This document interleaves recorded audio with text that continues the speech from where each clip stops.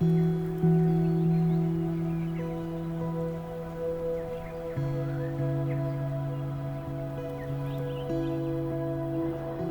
যখন আমরা নদীতে মাছ পাইতাম, ধরেলেন এই ট্যাংরা মাছ, গুছি মাছ, বাইম মাছ, বাইলা মাছ, বিভিন্ন ধরনের মাছ আমরা পাইতাম, মোটামুটি ভালোই পাইতাম।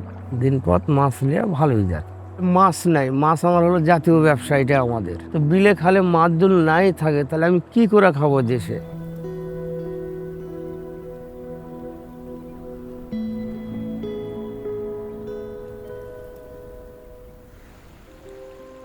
Mohammad Bokul lives in the Panchabarti area of Rajshahi in Bangladesh.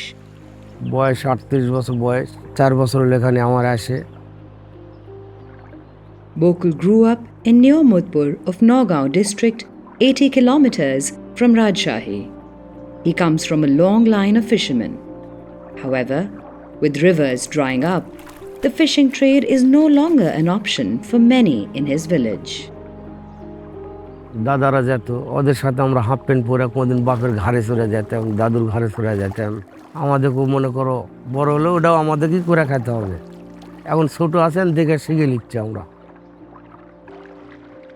বিলে তো আগের থেকে বা নদীতে আগের মতন আর মাছ পাওয়া যায় না, বিল খাল শুকিয়ে যায়। এই যে বন্যা, যে খরা, পানির জন্য জমির আবাদ হয় না, পুড়ে মারা যায়। তাহলে আমরা কি করে খাবো? এই কারণেই আমরা এই রাজশাহীতে চলে এসেছি। Bokul lives with his wife, son, and daughter-in-law. His daughter lives next door with her husband.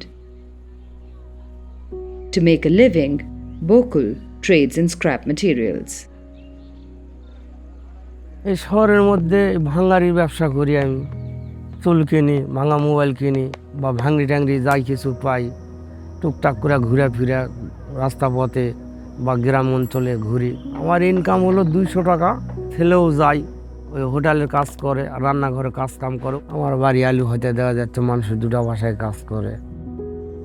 কিস্তির টাকা তুলেছি, ওটা কিস্তি দিতে পারছি না। এরকম সমস্যা নিয়ে কয়েক মাস, 2-3 মাস ভোগাতি ভুগলাম। In Rajshahi, heat waves and heavy rains are challenging for Bokul.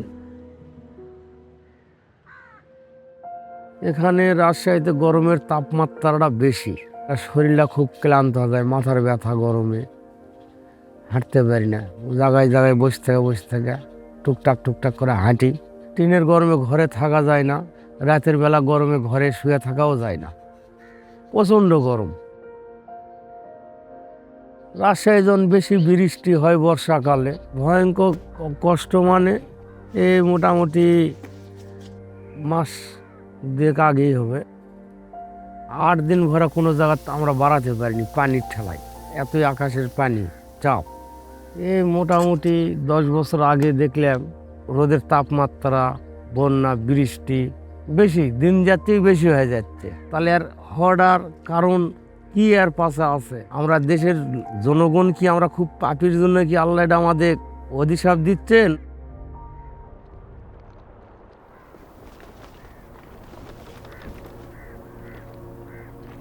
Bokul wishes for a better future for his children and grandchildren, hoping they will have more opportunities and stability.